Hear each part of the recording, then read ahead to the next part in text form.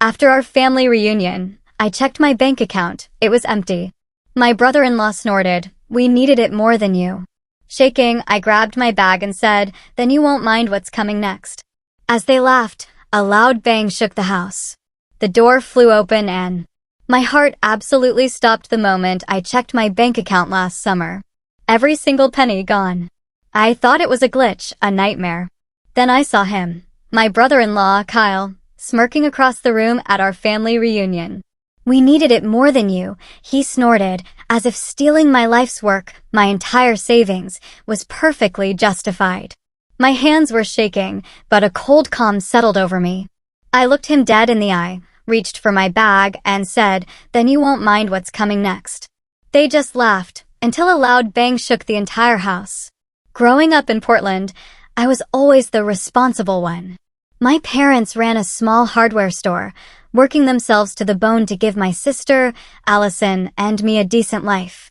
I started saving every dollar from my summer jobs at 14, always planning. Allison? She was more about socializing and spending.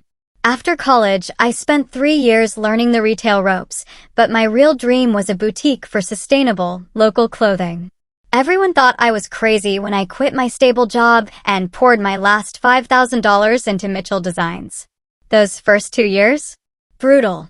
We're talking 18-hour days, living on ramen, pouring every cent back into the business. Then, 5 years ago, tragedy struck. My parents died in a horrific accident, hit by a drunk driver. The grief was overwhelming, raw. Allison and I handled it so differently. I threw myself into Mitchell Designs, burying my pain in work. Allison spiraled, dropped out of college, bounced between dead-end jobs. When the estate settled, we each inherited $75,000. I reinvested every penny into expanding my store and building our online presence. It finally felt like the business was gaining real traction. 3 years ago, Allison met Kyle Henderson at a casino of all places. 6 months later, they were married in a lavish ceremony that felt way out of their league. Kyle said he was in financial consulting, but he was always vague. Tall, slicked back hair, an expensive watch that just seemed too much. He dominated every conversation, especially about money. From the moment I met him, alarm bells went off. At their wedding, he swirled expensive scotch in his glass and said, "Your sister's business is cute, but real money is made in investments, not selling clothes to hipsters." It stung, but I bit my tongue for Allison. I tried to build a relationship, but I started seeing troubling patterns.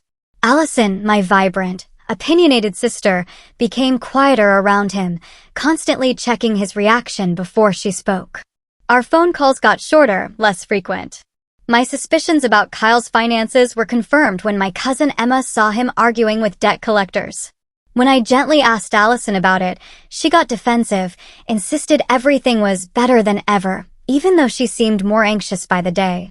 The lakehouse had been in our family for generations, a modest 3-bedroom cabin on Lake Otsego. After our parents passed, Allison and I decided to keep it, continuing our annual July reunion. It was the one time our whole extended family gathered. This July, I arrived with mixed emotions. My business was finally taking off. I just secured a prime location for a new store downtown and gotten approved for a massive expansion loan. That $120,000 in my account wasn't just money, it was 5 years of 60-hour work weeks, countless sacrifices, every ounce of my future, sitting right there. The gravel crunched under my tires as I pulled up to the lakehouse. Familiar cedar siding, blue shutters. A wave of nostalgia washed over me. Uncle Robert was already setting up the grill, Aunt Patricia arranging flowers. My cousin Emma waved, jogging up from the dock. "Rebecca, it's been too long. How's the boutique?" "Better than ever," I said, popping the trunk. "We're expanding downtown, growing like weeds and eating me out of house and home," she laughed, helping with my cooler. Then her voice dropped. "Allison and Kyle got here about an hour ago. Just prepare yourself. Kyle's been bragging about some investment windfall, new car, designer clothes. It's a bit much." I steeled myself. Through the screen door, I could already hear Kyle's booming voice. dominating the conversation about a guaranteed real estate opportunity. Allison spotted me, her face lighting up briefly before she glanced at Kyle. She looked thinner, despite the expensive sundress and perfect makeup. "Becca," she called, using my childhood nickname, giving me a quick hug. Kyle turned, raising his whiskey glass. "The entrepreneur arrives. How's the little shop doing? Still selling enough dresses to keep the lights on?" The condescension was unmistakable, but I just smiled. "We're expanding, actually. Just secured a location." "Brave," he chuckled, pulling Allison closer, a gesture that felt more possessive than affectionate. I noticed a Rolex on his wrist that definitely wasn't there at Christmas, and Allison's new diamond earrings caught the light. Uncle Robert saved me by announcing it was time for steaks, and I escaped to my usual bedroom. As I unpacked, I couldn't shake the feeling that something was deeply off about Kyle's sudden prosperity. Emma had told me he'd been laid off 6 months ago after clients complained about mismanagement. I placed my laptop on the desk, my tablet in the nightstand, planning to check emails after dinner. What I didn't know then. This simple family reunion was about to become the battlefield for everything I'd worked for. The evening followed its familiar rhythm, though the air felt heavy with unspoken tension. Aunt Patricia outdid herself with her famous potato salad and homemade rolls. "Rebecca, honey, tell us more about this new store?" Uncle Robert asked. He'd always been the family mediator. "It's in the Pearl District," I explained, feeling a genuine spark of excitement despite my unease. "The location is perfect. Foot traffic alone should double our customer base." "That sounds expensive," Kyle cut in, slicing into his steak. "Commercial real estate there? What, $150 a square foot? Seems risky." "I've done my research," I replied, my voice even. "The numbers work." Aunt Patricia, ever the gossip collector, piped up, "I hear Melissa Anderson's daughter just declared bankruptcy from her clothing store venture." Such a shame, these small businesses so vulnerable. I caught Kyle's subtle smirk and the way he glanced at Allison, who stared intensely at her barely touched dinner. Emma, bless her, changed the subject. After dinner, as everyone moved to the living room, I excused myself to check emails.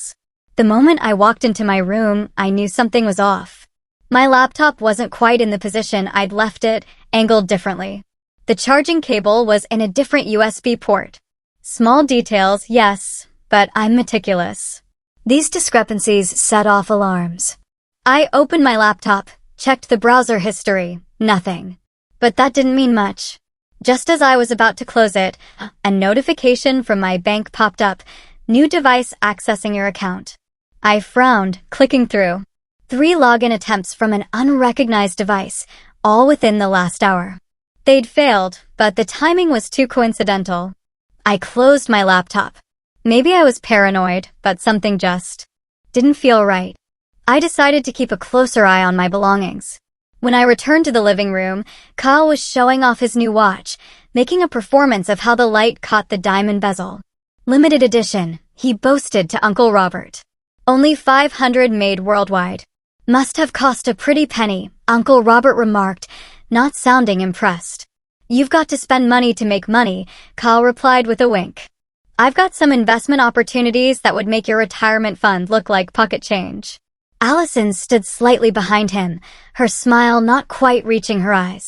When she saw me, something flickered across her face. Guilt? Worry? Before I could interpret it, Kyle pulled her into the conversation. "Tell them about your new car, babe," he prompted, and Allison dutifully described the luxury SUV they'd purchased. Later, as the evening wound down, Emma pulled me aside on the porch.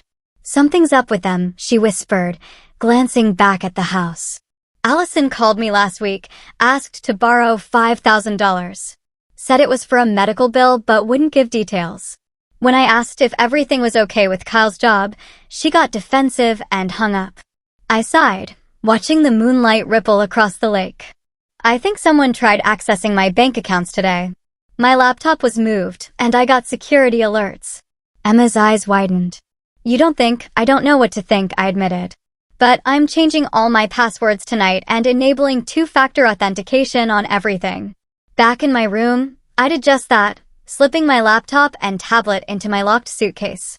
Before falling asleep, I received another notification, another failed attempt, this time from the mobile app. The next morning, breakfast was a casual affair. I noticed Kyle watching me from over his coffee mug. "Business never sleeps," he remarked. "Must be exhausting, being a one-woman show." "I have employees, good ones," I corrected him. "But yes, when you run your own business, you're never really off the clock." "That's why I prefer investments," he said, leaning back.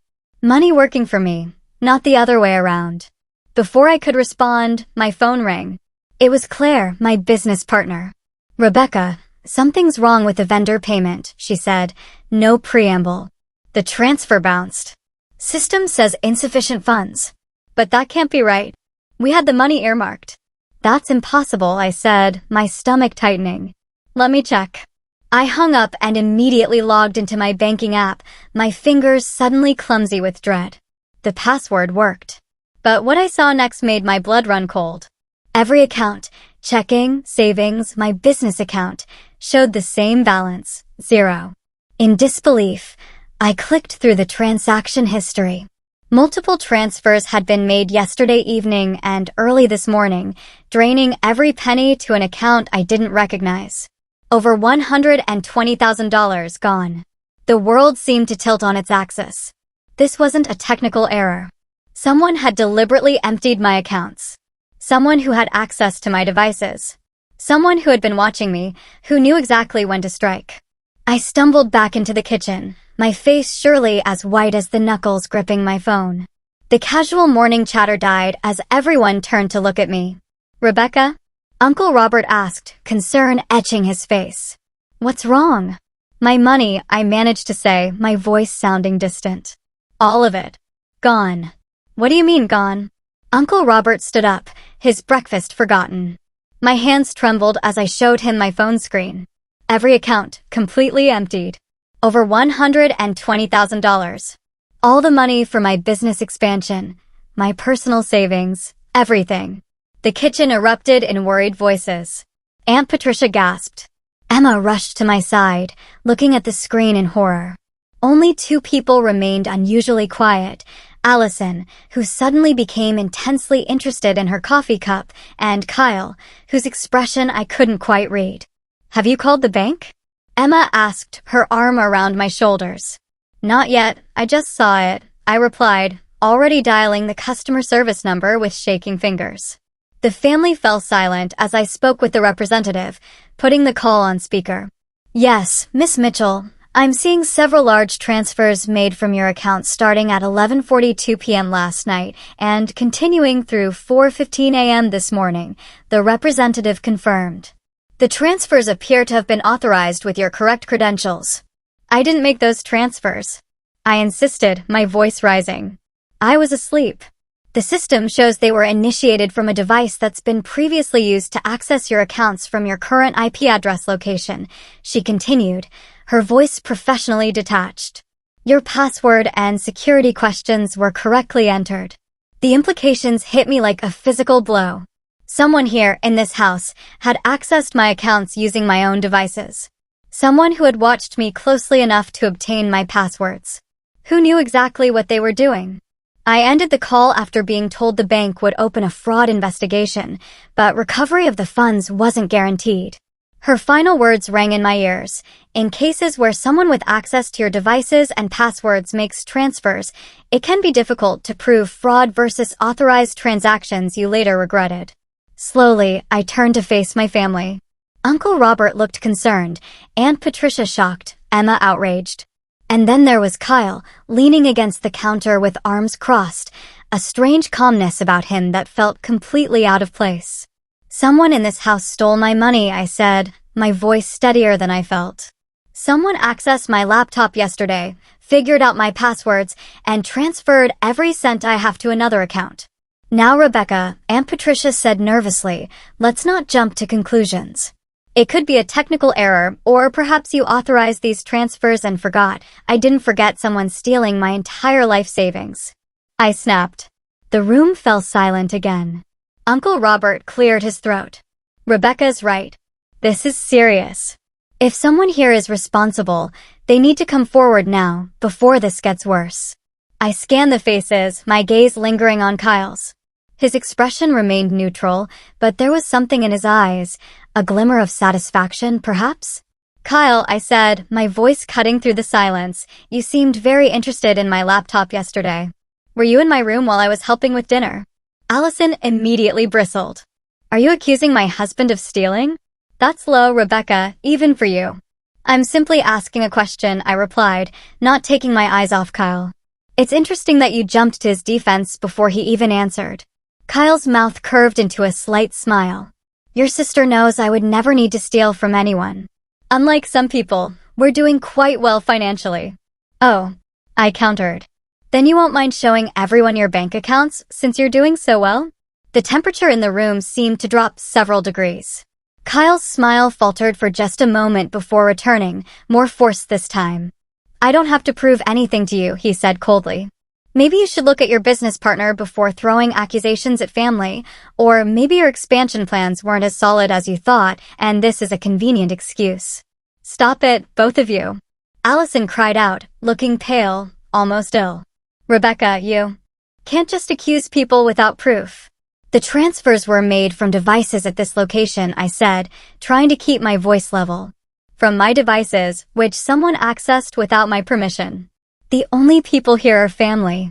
Uncle Robert stepped between us, ever the mediator. Let's all take a breath.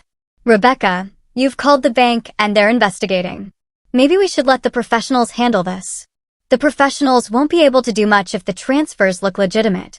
I said, desperation creeping into my voice. Whoever did this knew exactly what they were doing.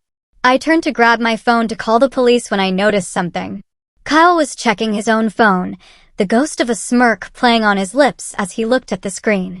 Something about his confidence, his complete lack of concern, made the pieces click together in my mind. It was you, I said quietly, certainty washing over me. You stole my money. The room felt deadly silent. Even Allison seemed to hold her breath.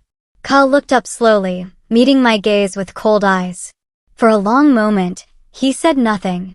Then, incredibly, he shrugged. We needed it more than you, he said, his voice casual, as if discussing borrowing a cup of sugar. You've always had it easy, Rebecca. Your cute little business, your perfect life. Some of us have real problems. The admission sent shock waves through the room. Aunt Patricia gasped. Uncle Robert's mouth fell open. Emma swore under her breath. Allison looked like she might faint. Kyle, she whispered, tell me you didn't. But his expression told the truth. My brother-in-law had stolen my life savings, and he wasn't even trying to deny it. You son of a bitch. I breathed, anger replacing shock. That money wasn't just mine. It was for my employees, for the business that supports 5 families besides my own. Oh, spare me the guilt trip, Kyle rolled his eyes. You'll bounce back. People like you always do. Meanwhile, we're drowning in debt because of Allison's medical bills that you never even bothered to ask about. I looked at my sister in confusion. What medical bills, Allison? Are you sick? She wouldn't meet my eyes, and I saw Kyle shoot her a warning glance. It doesn't matter, he said dismissively. What matters is we needed that money more than you did. Consider it a family loan. A loan. I was nearly shouting now. You stole $120,000 from me. I'm calling the police. Kyle's expression hardened. I wouldn't do that if I were you. Family loyalty goes both ways, Rebecca. You really want your sister to suffer because you can't share your good fortune. Don't you dare talk to me about family loyalty after what you've done. I seethed, reaching for my phone. Kyle lunged forward, grabbing for my phone. No police. Uncle Robert stepped between us as Emma pulled me back. Kyle, that's enough. In the chaos, I caught a glimpse of Allison's face. Not just upset, but terrified. Not of me or the situation, but of Kyle. I'd seen that look before on the faces of women who came into my boutique with carefully concealed bruises and practiced excuses. Allison, I said, more gently, what's really going on here? Talk to me. Before she could answer, Kyle cut in. We're done talking. Allison, get our bags. We're leaving. You're not going anywhere until I get my money back, I said firmly. Every penny of it. Today. Or I'm calling the police, regardless of what you threaten. Kyle laughed, the sound cold and mocking. Good luck with that. The money's already been moved again. You'll never find it. Then you won't mind what's coming next, I said, my voice steady despite my trembling hands as I reached for my bag. Kyle and Allison laughed, the sound jarring and discordant, hers tinged with hysteria, his with contempt. That's when we heard it. A loud, authoritative bang that shook the entire house. For a moment, everyone froze in confusion. Then came the unmistakable sound of the front door being forced open, followed by multiple sets of heavy footsteps entering the lakehouse. Police. Everyone stay where you are. The kitchen fell into stunned silence as two uniformed officers appeared in the doorway, followed by a plainclothes detective who surveyed the room with practiced eyes. Rebecca Mitchell, the detective asked, looking directly at me. I nodded, still processing their sudden appearance. Yes, that's me. I'm Detective Harmon with Portland PD Financial Crimes Unit, she said, showing her badge. We received an automated alert about suspicious activity on your accounts and attempted identity theft in progress. Kyle's face drained of color so quickly I thought he might pass out. Allison gripped the edge of the table, her knuckles white. Officers, there's been a misunderstanding, Kyle started, his voice suddenly all charm and reasonability. This is a family matter we're in the process of resolving privately. Detective Harmon ignored him, focusing on me. Ms. Mitchell, we need to speak with you privately about the activity on your accounts.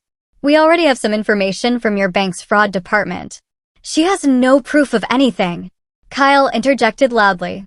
This is ridiculous. You can't just burst in here on a family weekend. Actually, we can, one of the uniformed officers responded coolly.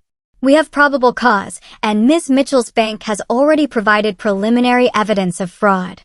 I felt a surge of hope as I followed Detective Harmon to the living room, leaving the stunned family in the kitchen. Once alone, she explained that my bank's fraud detection system had flagged the unusual activity and automatically alerted authorities when the pattern matched known fraud schemes. We need your formal statement, she said, but we've already frozen the receiving accounts. With your cooperation, we have a good chance of recovering most of your funds.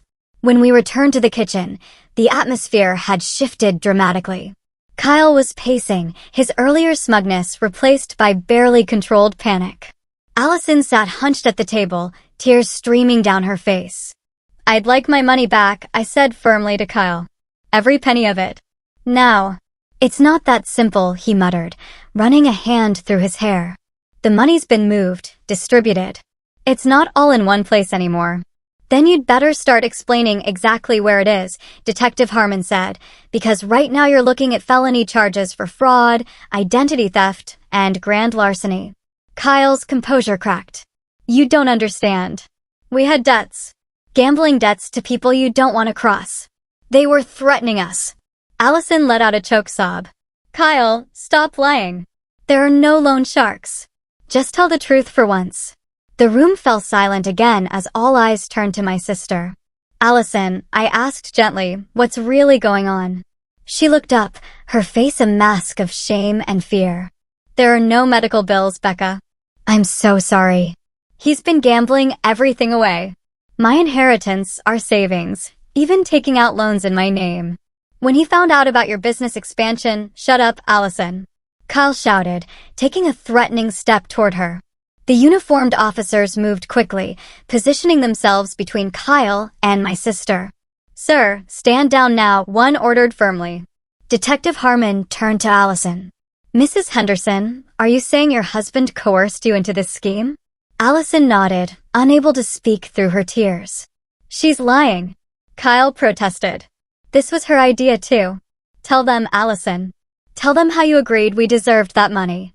More than your stuck-up sister. I felt physically ill watching my sister shrink under his accusations. How long had this been going on? How had I missed the signs?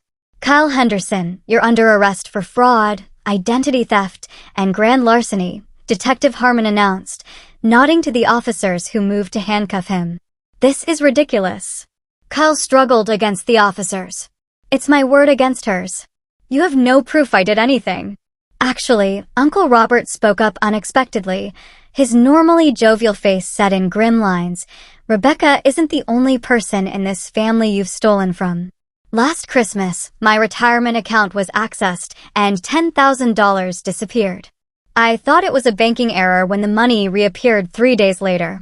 Now I'm wondering if Kyle was testing the waters, seeing if he could get away with it. Uncle Robert, why didn't you say anything? I asked, shocked.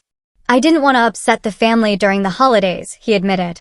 And when the money returned, I convinced myself it was just a glitch. Anyone can make accusations, Kyle said desperately. You have no proof. That's where you're wrong, I said, reaching into my bag. I do have proof. Kyle's expression faltered as I pulled out my phone and opened an app. After someone tried to hack my business accounts last year, I installed security software on all my devices. It takes snapshots every time someone enters incorrect passwords and tracks all access attempts. I handed my phone to Detective Harmon, who scrolled through the evidence. Clear images of Kyle using my laptop in my bedroom, timestamped data showing his failed and successful login attempts. Even keylogger data capturing the account numbers he transferred my money to. This is quite comprehensive, the detective remarked, impressed. Kyle's face contorted with rage. You set me up. You knew all along and you let me walk right into this. No, Kyle, I said evenly, you set yourself up. I just made sure you couldn't get away with it. As the officers began leading Kyle away, he turned to Allison with a look that sent chills down my spine. This isn't over, he hissed. Remember what I told you would happen if you ever crossed me. Detective Harmon immediately took note of the threat. Add intimidation of a witness to the charges, she instructed the officers. Allison collapsed into sobs as Kyle was led out of the house, the screen door slamming behind them. I rushed to my sister's side, wrapping my arms around her trembling shoulders. I'm so sorry, Becca, she cried. I knew what he was doing was wrong, but I was so scared. He said if I ever told anyone she couldn't finish the sentence, but the implication was clear. The bruises I'd glimpsed earlier suddenly made terrible sense. It's okay, I soothed, though nothing about the situation was remotely okay. You're safe now. He can't hurt you anymore. Detective Harmon approached us gently. Mrs. Henderson, given what I've just witnessed, I have to ask, has your husband been physically abusive toward you? Allison hesitated, then slowly rolled up her sleeve to reveal a pattern of bruises in different stages of healing. He's careful, she whispered. Always where people won't see. The detective's expression softened with professional compassion. We'll need to document this and take a full statement. There will be resources available to help you. As Allison nodded tearfully, I felt a complex mix of emotions. Relief that Kyle was being held accountable, horror at what my sister had endured, and guilt that I hadn't recognized the signs sooner. What happens now? I asked the detective. We'll process Mr. Henderson and continue the investigation, she explained. Your bank is already working to reverse the transfers. With the evidence you've provided, there's a good chance you'll recover most, if not all, of your money. After taking preliminary statements from everyone, the detective left her card and promised to be in touch soon. As the police cars pulled away from the lakehouse, the family gathered in stunned silence in the living room. I think we all need a strong cup of coffee, or something stronger, Uncle Robert said. Aunt Patricia dabbed at her eyes. In 30 years of family reunions, I never imagined anything like this. Emma sat beside Allison, holding her hand. You're not alone, you know. We're all here for you. I looked around at my family, imperfect, sometimes dysfunctional, but ultimately bound by something stronger than Kyle's manipulation and deceit. For the first time since discovering the theft, I allowed myself to take a deep breath. The crisis wasn't over, but at least now we were facing it together. What Kyle never understood about me was that I'd learned to be prepared for the worst while hoping for the best. The boutique clothing industry is far more cutthroat than most people realize, and I'd weathered my share of storms. Just last year, someone had attempted to hack into my business accounts after a disgruntled former employee sold their login credentials on the dark web. The hack was caught quickly, but the experience left me paranoid, in a healthy way. I'd immediately hired Maya Patel, a cybersecurity consultant who specialized in small business protection. Think of it as insurance. Maya had told me, installing sophisticated monitoring software on all my devices. You hope you never need it, but if you do, you'll be grateful you have it. The morning after Kyle's arrest, while Allison was giving her formal statement, I sat on the lakehouse porch with my laptop, on a video call with Maya. Your security measures worked perfectly, she confirmed, reviewing the data. The software captured everything: timestamps, keystrokes, account numbers. The snapshots even show him inputting the receiving account details. Thank God I listened to you, I said, still processing how close I'd come to losing everything. Can you send all this to Detective Harmon? Already packaged and encrypted for law enforcement, Maya assured me. Rebecca, I don't mean to pry, but this wasn't some random hacker. This was family. Are you okay? I gazed out at the lake. I'm still processing, I admitted. But I'll be all right. After ending the call, I found Emma waiting for me in the kitchen with fresh coffee. You knew, she said, not a question, but an observation. You suspected Kyle and were prepared for this. I accepted the coffee gratefully. Not exactly. I knew someone tried accessing my accounts, but I wasn't sure who. The security measures were already in place from a previous incident. Emma shook her head, impressed. Always 2 steps ahead. That's why your business succeeds where others fail. I just wish I'd been more aware of what was happening with Allison, I said, guilt creeping into my voice. All this time, he was abusing her, controlling her, and I had no idea. Abusers are masters at hiding their true nature, Emma said gently. And Allison was too scared and ashamed to reach out. Our conversation was interrupted by Uncle Robert, who entered the kitchen with a grim expression. I just got off the phone with my friend at the credit union, he said. I asked him to check if anyone else in the family might have been compromised. And? I prompted, feeling a new wave of dread. Aunt Patricia's retirement account showed unusual access patterns 3 months ago. Nothing was taken, but someone was definitely looking around. And my son's college fund had $1,000 missing. Last month that was returned 2 days later disguised as a bank adjustment. He was testing the waters, Emma realized, seeing what he could get away with before going for the big score, Rebecca's accounts.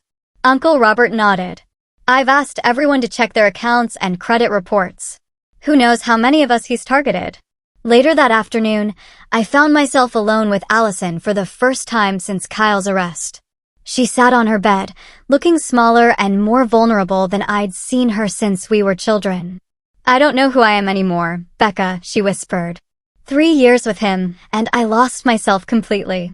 I became whatever he wanted me to be. I sat beside her, taking her hand. You're still you.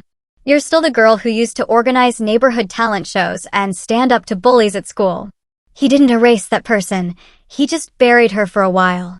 Tears slipped down her cheeks. I should have told you what was happening.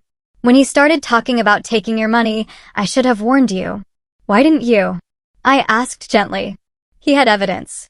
Things he threatened to use against me if I ever betrayed him, she shuddered. And he said no one would believe me anyway, that they'd all think I was just jealous of your success. What kind of evidence?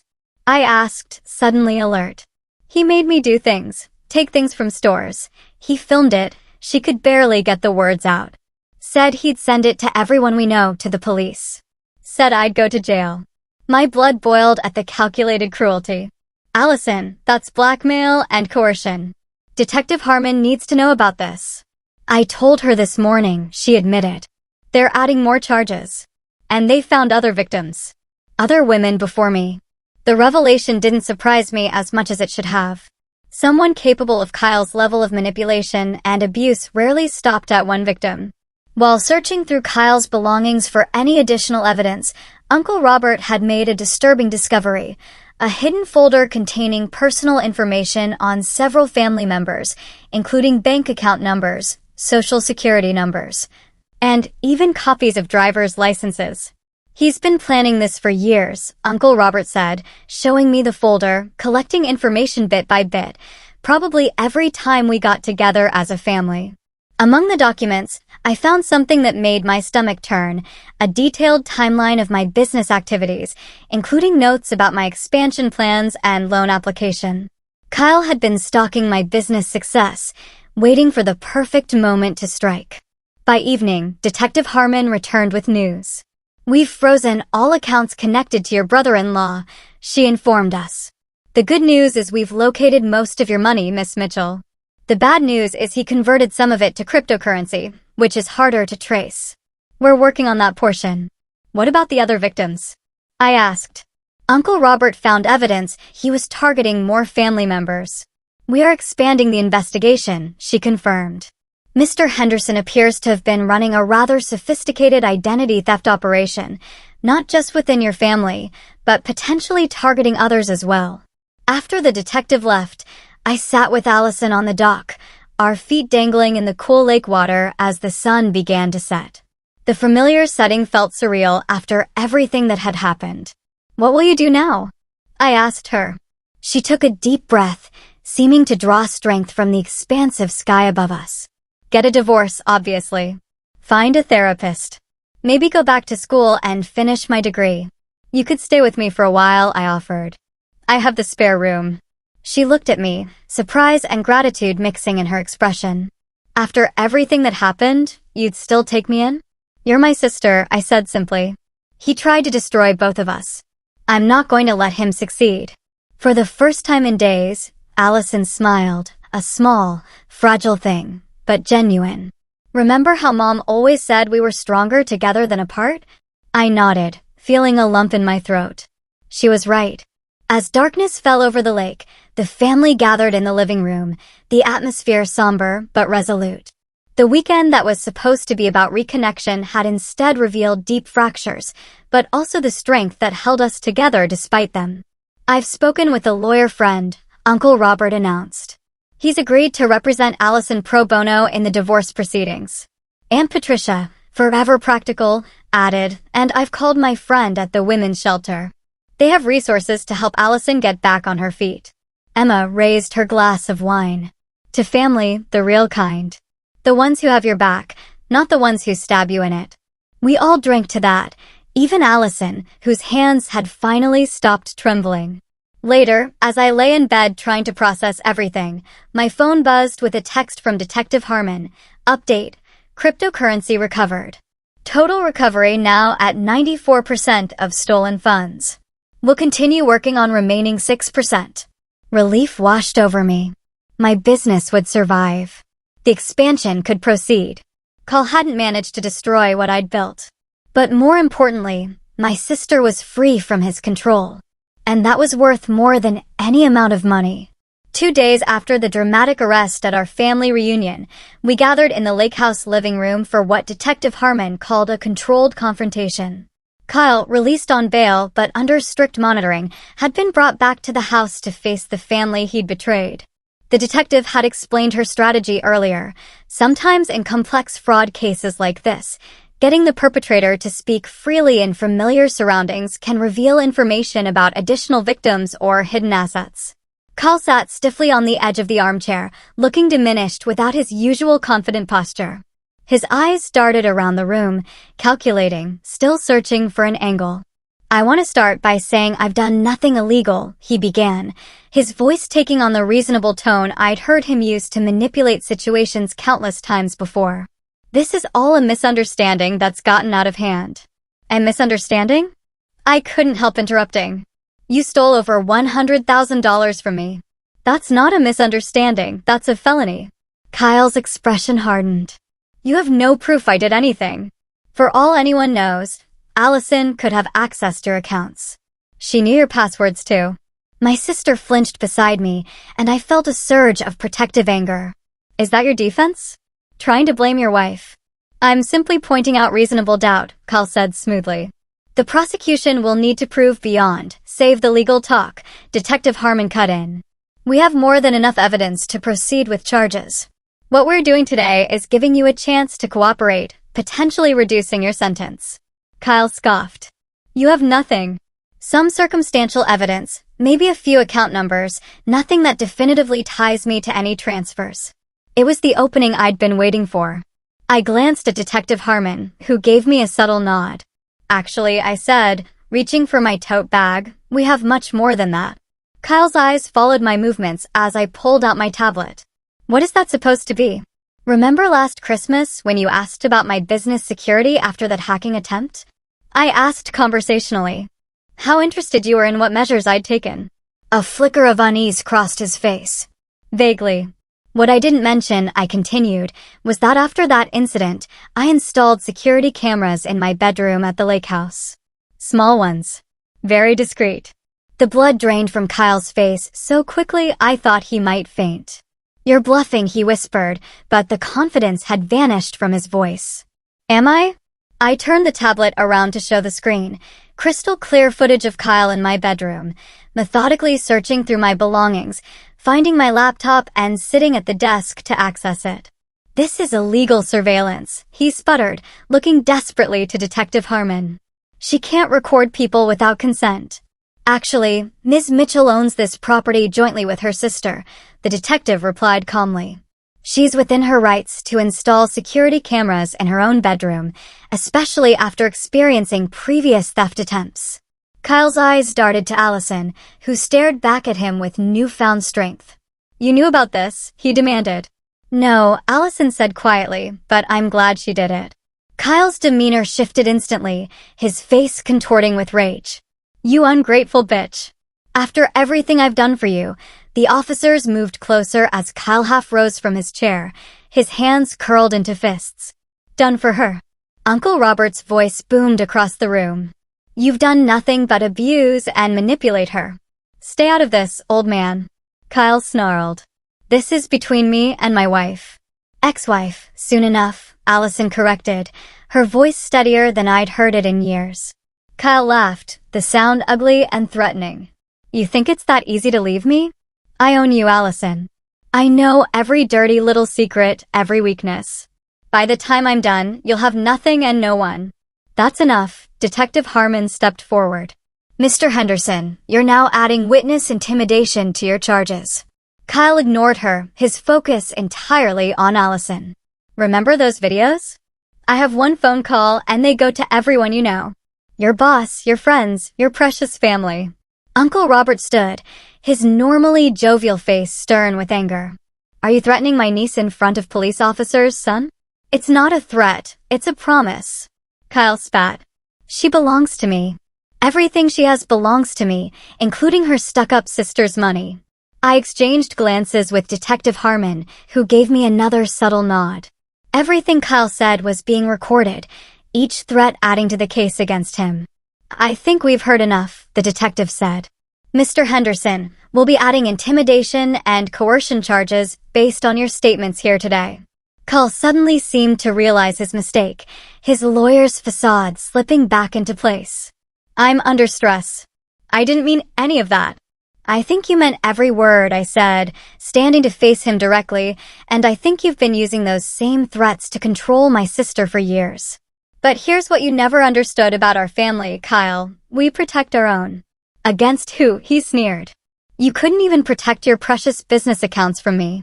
Couldn't I? I raised an eyebrow. Those cameras weren't the only security measure I had in place. The cybersecurity consultant I hired installed tracking software that recorded everything you did on my devices. Every keystroke, every password attempt, every account number you entered. We have it all, Kyle. Every move you made is documented. The realization that he'd been outplayed all along hit him visibly. His shoulders sagged, and for the first time, I glimpsed the coward beneath the confident exterior. You set me up, he whispered. No, I corrected him. I protected myself. There's a difference. Before Kyle could respond, a commotion at the front door drew everyone's attention. Two men in suits entered, flanked by uniformed officers. Kyle Henderson, one of the suits announced, holding up a badge, FBI. We have some questions about your involvement in an identity theft ring operating across state lines. Kyle's face went from pale to ashen. I don't know what you're talking about. The FBI agent's expression remained impassive. We've been investigating a sophisticated fraud operation for months. Your name came up repeatedly in our investigation. When the local police reported your arrest, it connected several dots for us. This is ridiculous. Kyle protested weakly. I'm a financial consultant, not some criminal. Is that why we found evidence of at least 12 stolen identities on your cloud storage? The agent asked. Or why her name appears on lease documents for properties where stolen credit cards were being manufactured? As the implications sank in, I realized Kyle's theft from my accounts wasn't an isolated incident or a crime of opportunity.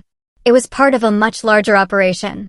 The family reunion had simply provided convenient access to my devices. The FBI agents continued questioning Kyle, who grew increasingly agitated. When they mentioned a co-conspirator named Marcus, who had already agreed to testify, Kyle lost what remained of his composure. "Marcus is lying," he shouted, jumping to his feet. "I never touched those credit card numbers. That was all him and Vaughn." The agents exchanged satisfied glances. Kyle had just implicated himself and provided another name. As the situation spiraled beyond his control, Kyle made one desperate move. He lunged toward the door, shoving past an officer in a frantic escape attempt. The commotion that followed was brief but chaotic, officers wrestling Kyle to the ground as he fought and shouted threats. "This isn't over," he yelled as they handcuffed him. "Allison, tell them I didn't do anything. Tell them." My sister stood perfectly still, watching her husband's breakdown with a strange detachment. "I'm done lying for you, Kyle," she said quietly. "I'm done being afraid." Something in Kyle seemed to snap at her words. As the officers pulled him to his feet, he fixed her with a look of pure hatred. "You're nothing without me. Nothing. You'll come crawling back when you realize you can't make it on your own." Allison walked slowly toward him, stopping just out of reach. For a moment, the room held its breath. "I was nothing with you," she said, her voice clear and steady. "Without you, I can finally be myself again." As the officers led Kyle away, his threats fading into the distance, Allison turned to me with tears in her eyes, not of fear or sadness, but of relief. "It's really over," she whispered. I pulled her into a tight hug. "Yes, I promised. It's really over." The FBI agents remained to take additional statements, explaining that Kyle's arrest was likely to lead to more discoveries about the identity theft ring he'd been involved with. What had started as a personal betrayal had revealed a criminal operation affecting countless victims beyond our family. That evening, as the law enforcement officials finally cleared out of the lakehouse, our family gathered on the porch, watching the sunset over the lake. The reunion that had begun with such tension had transformed into something unexpected, a true coming together in the face of betrayal. "You know," Emma said, breaking the contemplative silence, "this isn't how I pictured this weekend going. But I think we're closer now than we've been in years." Uncle Robert nodded thoughtfully. "Sometimes it takes a storm to clear the air." Aunt Patricia, ever practical, added, "and to show you who brings an umbrella and who leaves you to get soaked." The simple analogy brought unexpected laughter, releasing some of the tension we'd all been carrying. As darkness fell, I sat beside Allison on the steps, shoulders touching in quiet solidarity. "What happens now?" she asked softly. "Now," I said, "we rebuild. Together." 1 month after that disastrous family reunion, I sat in my newly opened boutique, watching the morning sunlight filter through the large front windows. The space was everything I dreamed of, airy, elegant, with exposed brick walls showcasing our sustainable collections. My phone buzzed with a text from Claire. "Day numbers looking amazing. Your interview with Portland Style is already driving traffic. You were right about everything." I smiled, allowing myself a moment of pride. Despite Kyle's best efforts, Mitchell Designs had not only survived, but thrived. The expansion was ahead of schedule, and early indicators suggested we'd break even months earlier than projected. The bank had been surprisingly efficient in restoring my stolen funds. Detective Harmon's detailed evidence and the FBI's involvement had expedited the process, and within 3 weeks, I'd recovered 97% of the stolen money. The remaining 3%, still tied up in cryptocurrency, the bank had actually covered as part of their fraud protection guarantee. My phone rang again. "Allison, right on time for our daily check-in." "How's the new place?" she asked, her voice stronger than it had been in years. "Busy, in the best way," I replied. "How was therapy?" "Hard," she admitted. "We're digging into the patterns that made me vulnerable to Kyle in the first place." Lots of childhood stuff I never dealt with after Mom and Dad died. That's good though, right? To finally address it. It is, she agreed. Painful, but necessary. Like lancing an infection. After the reunion, Allison had moved into my spare bedroom temporarily. It had its awkward moments. We were both adults used to our independence, but it had also given us a chance to rebuild the closeness we'd lost when Kyle entered the picture. Allison had filed for divorce immediately, with Uncle Robert's lawyer friend guiding her. The evidence of Kyle's crimes made it relatively straightforward legally, though emotionally it remained challenging. Did you hear about Kyle's new charges? She asked. No, what happened? The FBI found connections to identity theft operations in 3 states, she explained. They're saying he could face up to 15 years now, especially with the evidence from his cloud storage. The news brought complicated feelings. How had none of us recognized the monster hiding behind his confident smile? How do you feel about that? I asked carefully. Allison was quiet for a moment. Relieved, she finally said. And sad for the person I thought I married, who never actually existed. After we hung up, I walked through my new store, straightening displays and greeting early customers. Around noon, Emma arrived with lunch and coffee. This place is gorgeous, she exclaimed, taking in the boutique as we settled in the back office. You've created something really special here, Rebecca. Thanks to the Family Crisis Fund, I joked, referring to the informal collection our relatives had taken up to help cover expenses while my accounts were frozen.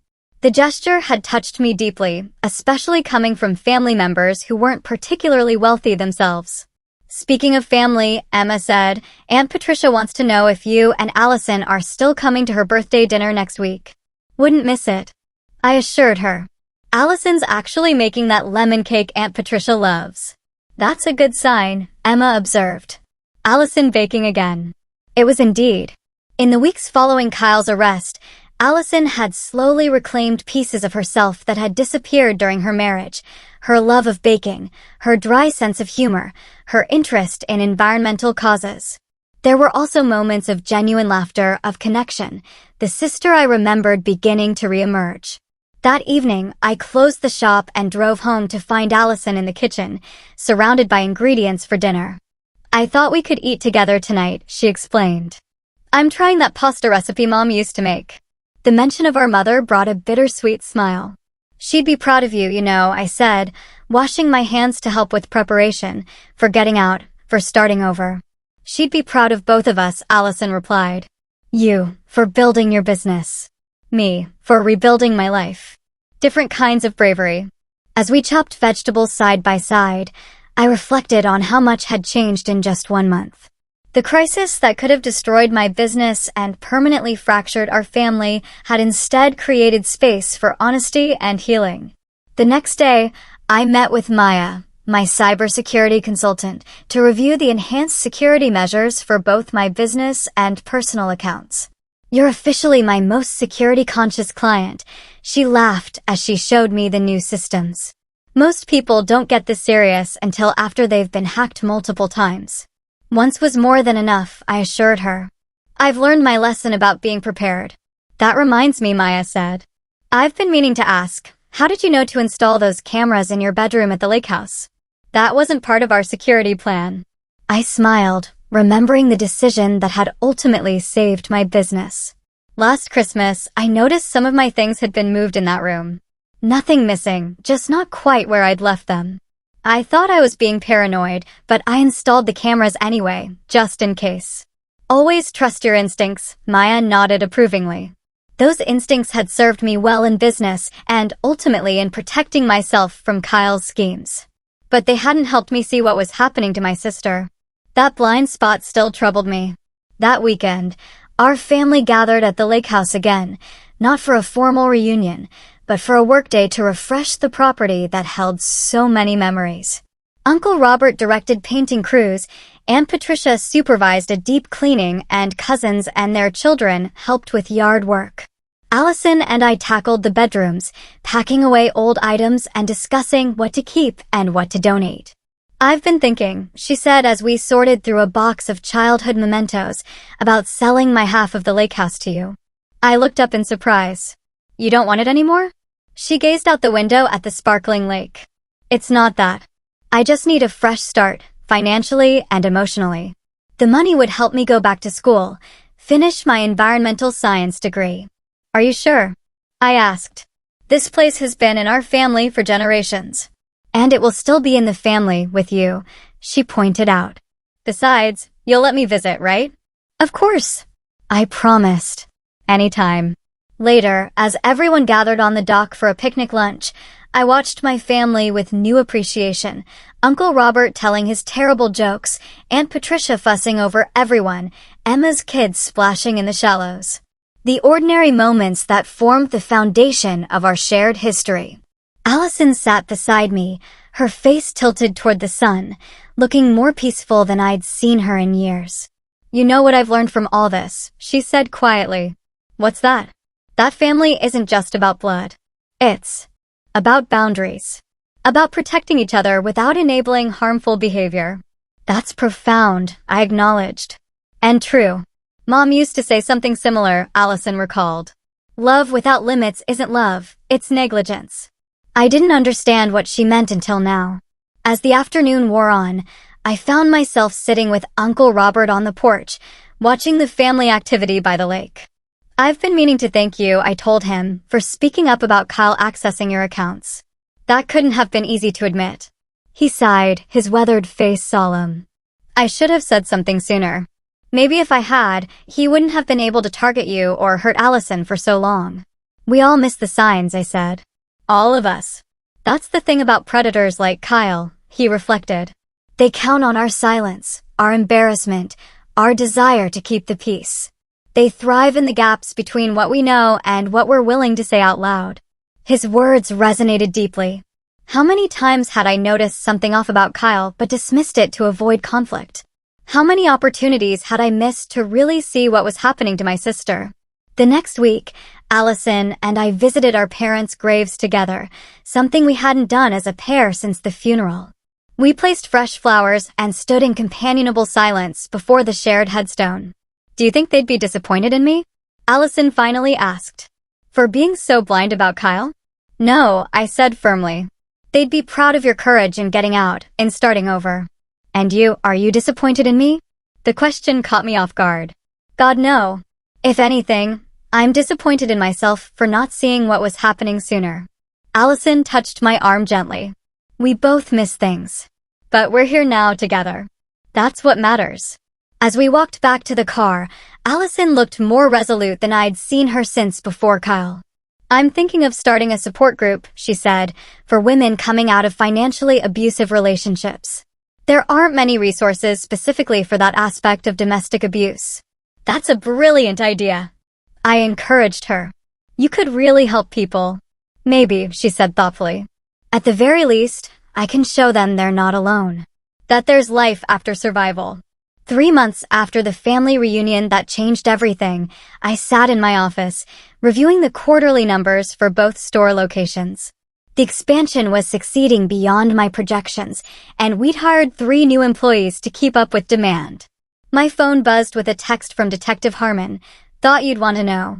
Kyle accepted a plea deal. 12 years with possibility of parole after 8.